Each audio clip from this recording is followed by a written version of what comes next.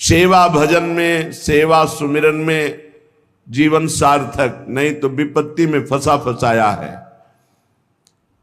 विनमूत्र श्लेष्म पूषादि भरितमिदम स्नायु मांसास्थि मज्जा रक्ताद्यात्म त्वचाच्छादित महारहि स्वार्थ निर्मूलकारी। क्या है तुम्हारे शरीर में बड़ा गर्व करते हो? इसमें अगर कुछ भी संग्रह नाम की चीज है तो मलमूत्र का संग्रह है। श्लेष्मा घृणित पदार्थ, स्नायु नस नाड़ियों का जाल बिछा हुआ है, मांस से थोपा हुआ है, हड्डियों के ढांचे में। त्वचा ऊपर से इतनी सुंदर लगा दी कि आकर्षण पैदा हो रहा है क्या ये? बोले स्वार्थ निर्मूलकारी, जो इस शरीर में फंस गया, अपने या पराए मारा गया, पूरा का पूरा जीवन नष्ट हो गया।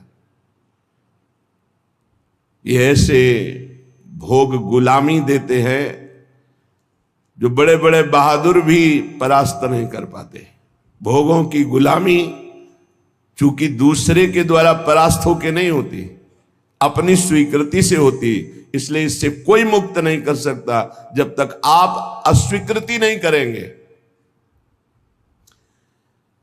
और किसी की गुलामी से मुक्त होने के लिए बाहरी सहयोग काम कर जाएगा, बंदूक, राइफल और दुनिया के सब बल काम कर सकते हैं। लेकिन जो आपने अपनी परतंत्रता स्वीकार कर ली भोगों से, इसे विश्व का कोई भी आपको स्वतंत्र नहीं कर सकता। आपकी स्वीकृति हुई तो आपको ही अस्वीकृति करनी पड़ेगी। संत सदगुरुदेव शास्त्र आपको उपदेश देंगे, आपको साहस देंगे, लेकिन अस्वीकृति आपको करनी है। इसलिए अपने आप द्वारा अपना उद्धार कीजिए। कोई किसी का उद्धार नहीं कर सकता। उद्धार का मार्ग प्रशस्त करता है स्वीकृति और अस्वीकृति, ये आपके ऊपर है। क्या है आपके शरीर में? जब तक शरीर में राग है तब तक भजन में तन्मयता नहीं। जब तक भजन में तन्मयता नहीं तो हृदय के नेत्र नहीं खुलेंगे, तब तक आपको भगवत साक्षात्कार नहीं होगा। मूल बाधक शरीर भाव है। तो कह रहे हैं इसमें है क्या? चमड़ी ना हो तो देखना अच्छा नहीं लगेगा, बस चमड़ी का सारा खेल है। ये चमड़ी जितनी चिकनी दिखाई दे रही उतने फंस रहा है जीव। नहीं है क्या? विणमूत्र श्लेष्म पूषादिक भरितमिदम, इसमें क्या भरा हुआ है? मलमूत्र के थैले, गंदी नस नाड़ियों में सब वही घृणास्पद वस्तुएं। स्नायु मांसास्ति मज्जा रक्ताद्यात्म त्वचाच्छादित महा, चमड़े से ढका हुआ है, अंदर मांस है, रक्त है, मज्जा है, अस्थि है। स्वार्थ निर्मूलकारी, जो इस शरीर से प्यार करता है, ममता करता है, उसका परम स्वार्थ नष्ट हो जाता है। परम स्वार्थ शरीर संसार से वैराग्य होकर भगवान में अनुराग होना, प्रीति होना। एक ब्रह्माद्य तार्यम युवती मतम स्वीय सम्मोह जालम त्यक्त्वा दूरेण वृंदावन मति परम स्वार्थ मध्याश्रयंतु। ब्रह्मादिकों के लिए भी अजेय ये काम भाव इसी शरीर भाव से प्रकट होता है। मैं स्त्री हूं, मैं पुरुष हूं। ये सम्मोह जाल में फंसाकर पूरा जीवन नष्ट कर देता है। इसलिए शरीर राग मिटाना ही साधना है। तुम शरीर नहीं हो। त्यक्त्वा दूरेण, शरीर राग को जो दूर से ही त्याग दिया, वो वृंदावन के मध्य में रास विलास परायण कुंज निकुंजों में जो प्रिया प्रीतम है, इनका साक्षात्कार कर पाता है। शरीर राग। इसीलिए हमें सबसे पहले आज्ञा पालन करने का स्वभाव बनाना चाहिए। जो आज्ञा हुई वैसा। बहुत बुरा फसाव है, अहम आज्ञा पालन करने नहीं देता, और अगर आज्ञा पालन हो तो अहम नहीं रह सकता, पर अहम आज्ञा पालन नहीं करने, अपने को बुद्धिमान, अपने को निर्णायक समझकर वो फंसता चला जाता है। यहां तक अहम इतना बढ़ जाता है कि गुरुजनों के वचनों में भी दोष और गुरुजनों से भी द्वेष वृत्ति प्रकट हो जाती है, जो महान हानिकारक, स्वार्थ परमार्थ दोनों को विध्वंस करने वाली है। सर्वात्मार्थोरु विघ्नम कलय यदि मनो योषिताम भाव निघ्नम। यदि तुम थोड़ा भी बुद्धि रखते हो तो सर्वनाश करने वाले इस काम से अपने आप को बचा लो। कुछ नहीं भाई, कुछ नहीं। आप जो गृहस्थ हैं, जो संसार में भोग रहे हैं, वो देख लो कौन सी आपको ऐसी निधि मिल गई आज तक कि आप हाथ उठा कह सकते हो अब कृत्य भयऊ मैं, अब कछुनाथ न चाहिए मोरे। ऐसा नहीं बोल सकते। जिनको भोगने को नहीं मिला है वो अंदर से सोचते हैं कि संसार में अगर त्रिभुवन में कोई सुख है तो काम सुख है। अंदर से ये मन से मन मिला के बात कर रहे हैं। जो भोग लिए हैं वो और भोगने की इच्छा और दूसरों से भोगने की इच्छा। जो नहीं भोगे हैं वो पछता रहे। अंततो गत्वा काम सर्वनाश कर देता है, सर्वनाश। बस इसमें रोकर भगवान को पुकारने के सिवा कोई उपाय नहीं। आप गला काट के रख दो, काम कभी आपको माफ करने वाला नहीं, कभी मुक्त करने वाला नहीं। आप रो के हाथ जोड़ो तो भी वो नहीं। बहुत दुष्ट, महापापी, महासनो, भगवान के वचन है। महापापी, महासनो, बिल्कुल दयालु नहीं। बहुत विषय चुगा जिन चुगय मन, चुगत कछुक सुख होए, फिर फांसी ऐसी लगे। चुगा को पक्षी केवल देख रहा है लेकिन उसमें पड़े हुए जाल को नहीं देख रहा। ऐसे ही कामना युक्त पुरुष केवल भोग देख रहा है लेकिन भोग में जो फसाव है, जो गुलामी है, वो नहीं देख पा रहा। जो जलन है, अशांति है, दुर्गति है, उसको वो नहीं देख पा रहा। उसे महापुरुष दिखा रहे। सर्वात्मार्थोर विघ्नम कलय यदि मनो योषिताम भाव निघ्नम। निघ्न दुष्टेन्द्रियाणि प्रसव मुद। ये इंद्रियां इतनी दुष्ट हैं, 5 मिनट पहले जल करके मन और इंद्रियों ने निश्चय किया आज के बाद कभी हम गलत सोचेंगे भी नहीं। 5 मिनट के बाद संयोग मिल गया, फिर वैसे ही। क्या इनका विश्वास करें? आप लोग सब इस बात का अनुभव कर रहे हैं। थोड़ी सी गलती हो जाती है साधक से तो एकांत में वो जलता है, प्रभु को पुकारता है, नाथ अब इस गलती से कैसे निबड़े, कैसे हो गए। ऐसा पश्चाताप मन और हृदय में होता है कि शायद अब जिंदगी में गलती नहीं होगी। लेकिन हम घंटे 2 घंटे की बात नहीं कहते, 5 मिनट की बात कहते हैं।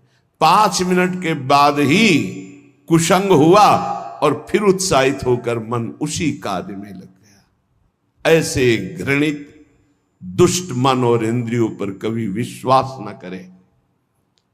मैं विषयों के संग से हारूंगा नहीं, ऐसा कोई बहादुरी न दिखावे।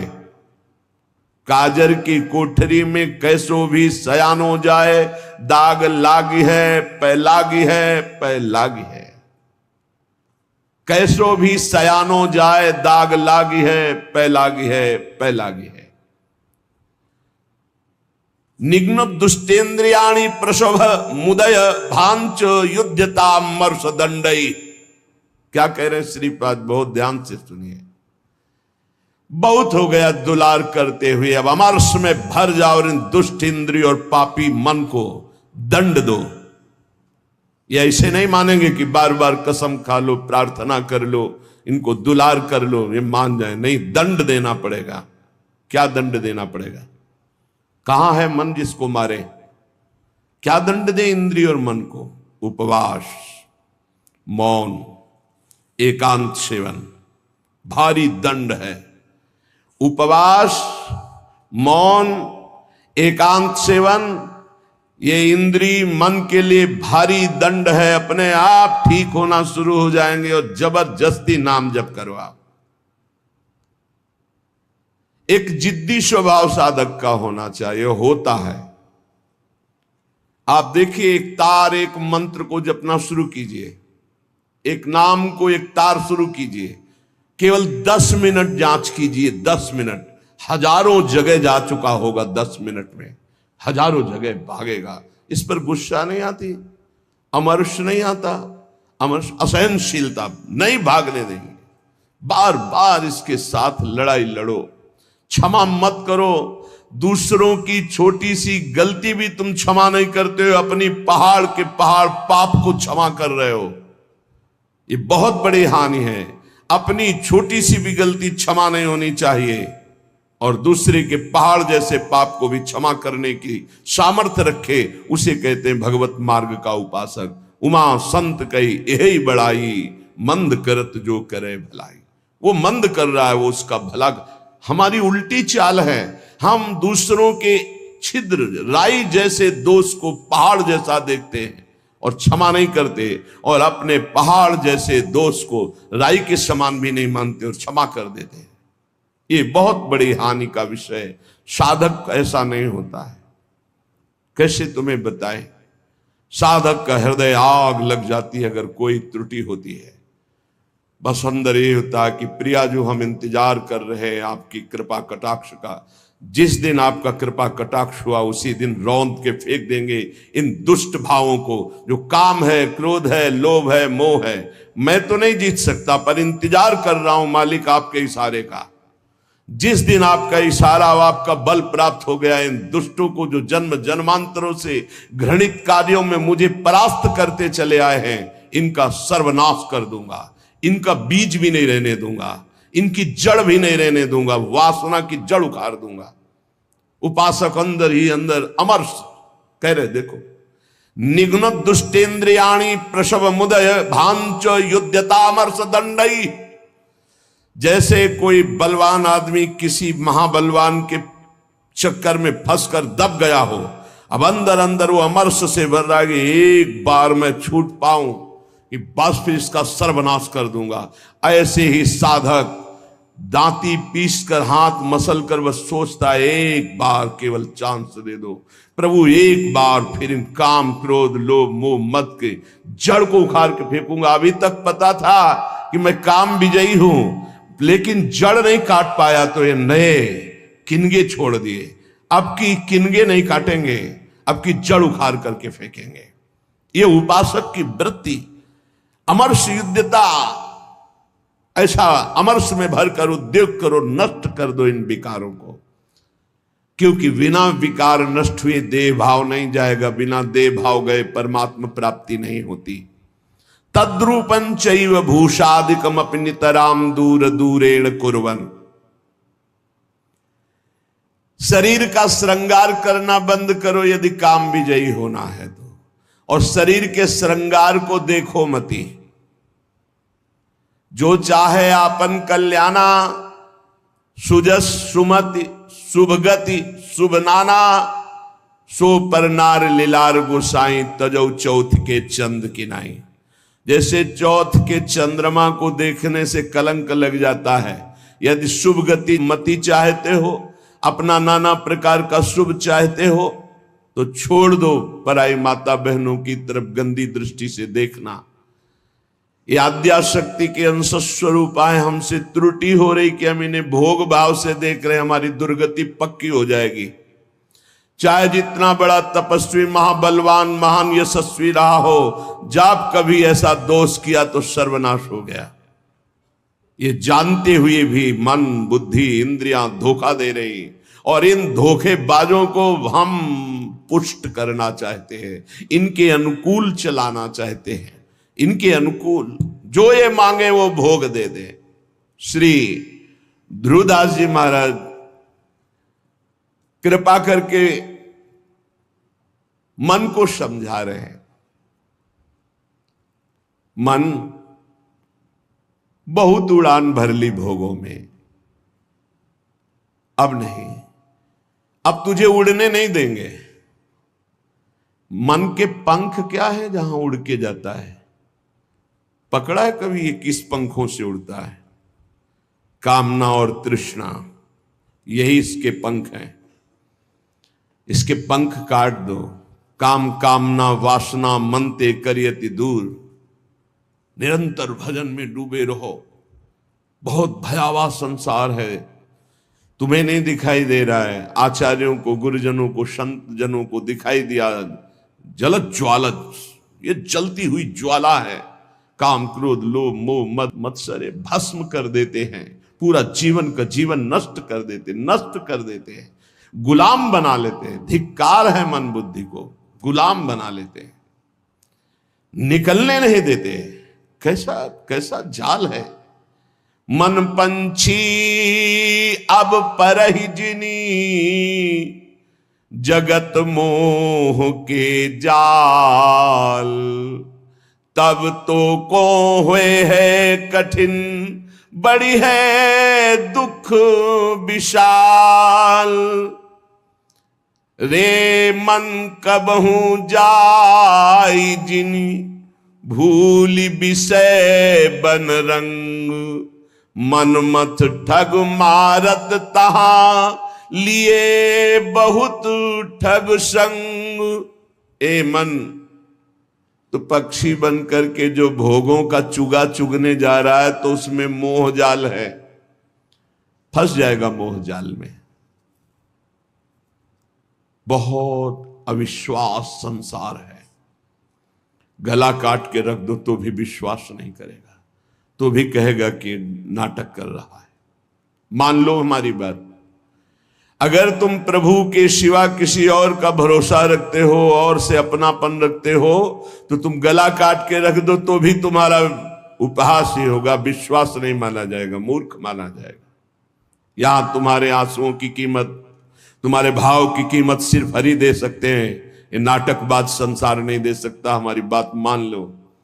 अरे मन, मेरी बात मान लो, मोह जाल में मत फंस। अभी तू दुख में फंसा नहीं, इसलिए निकल सकता है, नहीं दुख में फंस जाएगा तो फिर निकलना मुश्किल। बड़ा भयंकर कर्मों का जाल है, बड़ा भयंकर जाल है, तुम्हें दिखाई नहीं देता, फिर रोते हैं। एक आए थे जेलर साहब एकांतिक में, वो कह रहे थे कि मैं आपका प्रवचन सुनाता हूं उनको जेल। अब वो रो रो के कहते हैं कि कोई उपाय नहीं जिससे मैं एक बार निकल पाऊं और अपना जीवन संभाल लूं। उनके लिए क्या आपका? कहा निकलने के लिए तो हम उपाय नहीं जानते, लेकिन भव समुद्र से ही निकल जाएंगे।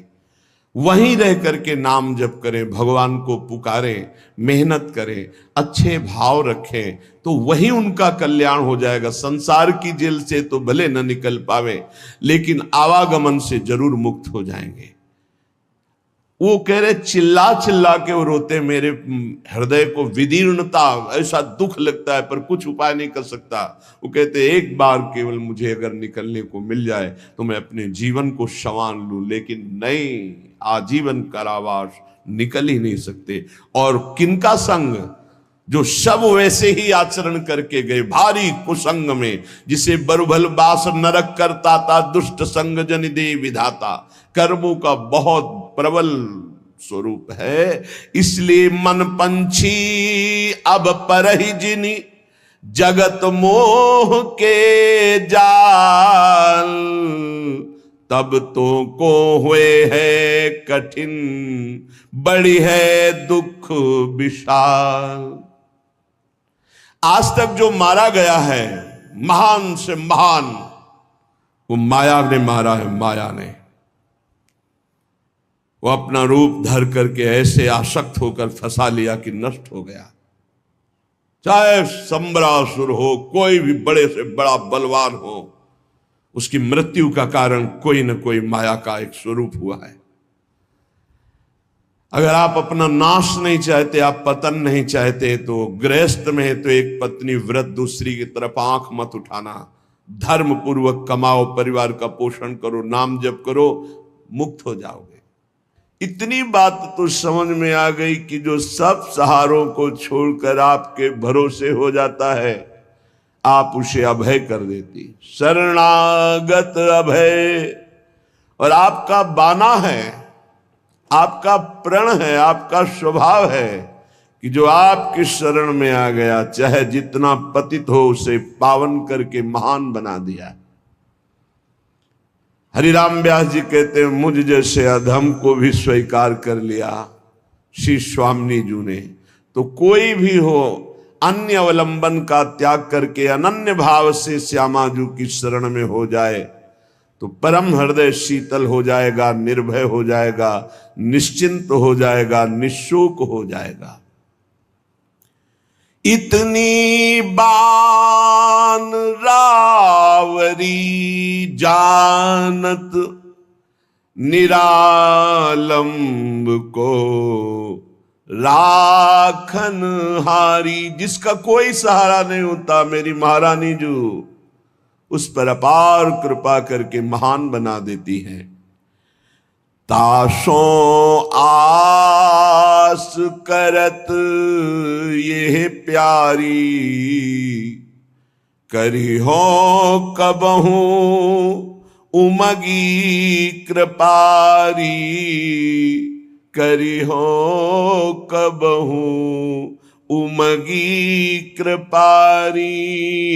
हे वृषभानु दुलारी, करी हो कबहू कृपा। बाट जो होते हुए यही उपासना है, राधा राधा राधा। और हम बाट जो रहे कृपा की। जिस दिन मेरी महारानी जी की कृपा हो गई, उस दिन ये जो इंद्रियों की गुलामी है, मन की गुलामी है, जो भोगों की प्रियता है, अनंत जन्मों से भटक रहे हैं, ये एक क्षण में मिट जाएगा। बस हम राधा राधा कहते हुए स्वामी जी की कृपा की बाट जो है, श्री जी की कृपा तो अपार हो ही गई है, क्योंकि मानव देह, उसमें भी दुर्लभ बात वृंदावन में आना, वृंदावन में बैठकर सत्संग सुनना, उसमें भी दुर्लभ बात श्री राधा नाम, राधा तत्व, राधा रूप, राधा शरणागति, इसका परिचय मिलना, ये तो अमोघ विषय है। ये कभी व्यर्थ नहीं जाता। एक बार भी राधा नाम जिह्वा से उच्चारण हो गया या कान में श्रवण करने का सौभाग्य मिला, दुर्गति शब्द खत्म हो गया। मेरी श्रद्धा, मेरा विश्वास, मेरे आचार्य, मेरे गुरुजनों की द्वारा गाई हुई जो राधा नाम महिमा और राधा नाम प्रताप, उसके बल से कहते, एक बार जिसकी श्रवणेन्द्री में, एक बार जिन नाम ली हित सो होए अति दीन, ताको संग न छाणहि ध्रुव अपनो कर ली। अपार महामहिम राधा नाम है। अगर ये एक बार कथन श्रवण करने का सौभाग्य मिल गया तो मानो दुर्गति से निपटने के लिए तुमने ताल ठोक दी, विषयों पर विजय प्राप्त करने के लिए मानो तुमने कमर कस ली, यदि राधा नाम लिया, राधा नाम श्रवण किया, राधा चरणों का आश्रय ले लिया। श्रीपाद प्रबोधानंद जी महाराज, हमारी प्यारी जू और प्यारे जू, ये जुगल जोड़ी जो जहां खेल रही है, ये वही वृंदावन धाम है। आचार्यों ने कोई आकाश के ऊपर कोई वृंदावन धाम का वर्णन नहीं किया। जय श्री हरिवंश विपिन भूतल पर, विपिन कौन सा वृंदा विपिन, बोले भूतल पर, इसी पृथ्वी पर विराजमान, यही वृंदावन। चिरजीवो भूतल यह जोरी, अलग अलग पदों में चिरजीवो, चिरंजीवी, ये जोरी भूतल पर विराजमान है। अविचल जोरी जहां एक कदम भी वृंदावन से कभी बाहर हमारे प्रिया प्रीतम नहीं जाते। ये वही वृंदावन है, यही है। आवश्यकता है हमें अपने देह राग त्याग की। जब तक देह राग है तब तक अनुराग नहीं, जब तक अनुराग नहीं तब तक दृष्टि नहीं खुलती, मानस नेत्र, हृदय के प्रेम नेत्र नहीं खुलते। जब तक हृदय के प्रेम नेत्र नहीं खुलते तब तक वृंदावन को नहीं देख पाओगे। ईंट पत्थर मकान मंदिर यही देख सकते हो, लेकिन चिदानंद वृंदावन के लिए हृदय के नेत्र खुलते हैं। ही के नयन निहारी, वो तब खुलते हैं जब देह राग नष्ट होता है। कहने कि ये जो तुम्हारा देह पर राग हो गया है, अनेकों बार तुम्हें सुनने को मिला, श्रुत्वा श्रुत्वात सुखिताम, बार बार तुम भगवत चर्चा सुनते हो, सिद्धांत सुनते हो, थोड़ा सुख का अनुभव करते हो, पर आप ये देख पाते हो कि आप अपने मन को समझा पाते हो, आप अपनी बुद्धि को समझा पाते हो? तो सच्ची बात कहते हैं ना। सत्संग सुनते हैं, श्रुत्वा श्रुत्वात सुखिताम, अच्छा लगता है। सिद्धांत सुनते हैं भगवत प्राप्ति का, अच्छा लगता है, लेकिन हम उसे उतार नहीं पा रहे हैं। हमारा मन, हमारी इंद्रियां भोगों में ही जा रही हैं। बुद्धि का निश्चय भोगों में ही है। जिसकी बुद्धि का निश्चय किंचन मात्र भी इतना है कि किसी भी भोग में सुख है, वो झूठ बोल सकता है कि मैं परमात्मा प्राप्ति करना चाहता हूं, लेकिन उसके हृदय में परमात्मा प्राप्ति की चाह नहीं हो सकती। श्री भगवान कहते हैं, भोगैश्वर्य प्रसक्ता नाम तया प्रहृत चेतसाम व्यवसायत्मिका बुद्धि समाधो न विधीयते। जिसकी बुद्धि को भोगों ने अपहृत कर लिया है, चित्त भोगों का चिंतन करता है कि इसमें सुख है, वो कभी ऐसा निश्चय कर ही नहीं सकता कि मुझे भगवत प्राप्ति करनी है, मुझे परमात्मा प्राप्ति करनी है। ऐसा निश्चय नहीं। ऐसा निश्चय ना होने के कारण भजन में तन्मयता नहीं होती। भजन तन्मयता रूप ना धारण करने के कारण हम सुनते हैं, समझते हैं, पर हम माया का त्याग नहीं कर पाते, हम भोगों का त्याग नहीं कर पाते। अत्यंता असुचि बीभत्स देहादौ नयु करहिचित। कैसे? महापुरुषों ने एक एक बात खोल के कह दी। अत्यंता असुचि, अत्यंत पवित्र जगह, बीभत्स घृणास्पद, देहादौ, इसी देह में, बस उसी को तो सुख मान रहे हैं। रुपया इसलिए प्यारा लगता है क्योंकि भोग सामग्री मिलती है। भोग सामग्री से शरीर बलवान होता है और मुझे भोगने को मिलता है। बस इतना ही चक्र है। आप देख लो, बहुत प्रपंच वर्णन करने की जरूरत नहीं है। कुछ शब्दों में समझ लो अंदर का लक्ष्य क्या है मन बुद्धि का। हम खूब धन कमाएं, किस लिए? क्योंकि उससे धन से भोग सामग्री मिलती है। भोग सामग्री से शरीर पुष्ट होता है। शरीर पुष्ट होगा तो खूब भोग भोग पाएंगे। बस इतना ही है। शरीर सुखपूर्वक रहे इसलिए मकान, शरीर सुखपूर्वक यात्रा करे इसलिए गाड़ी। शरीर सुख को लेकर के ही सारी कल्पनाएं, सारी चिंताएं, सारी बातें होती हैं। देख लीजिए आप, शरीर सुख के लिए। शरीर नाशवान, प्रतिपल नष्ट हो रहा है। इसमें भोग के स्थान बोले अत्यंत असुचि, बड़े ही अपवित्र है जहां तुम्हारी भोग दृष्टि है। बीभत्स, बड़े घृणास्पद, दुर्गंध युक्त। देहादौ नयुः करचित, अनर्थ का मूल देह। इसमें तुम अपनी ममता इतनी कर लिए कि मैं ही शरीर हूं। थोड़ा विचार करो, कौन सा भोग है जो बहुत आनंददायक है, विश्रामदायक है, शांतिदायक है?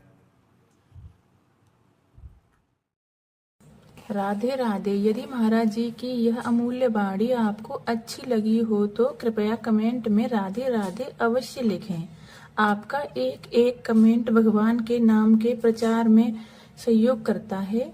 ठाकुर जी की और राधा रानी की कृपा आप और आपके परिवार पर बनी रहे। जय श्री राधे।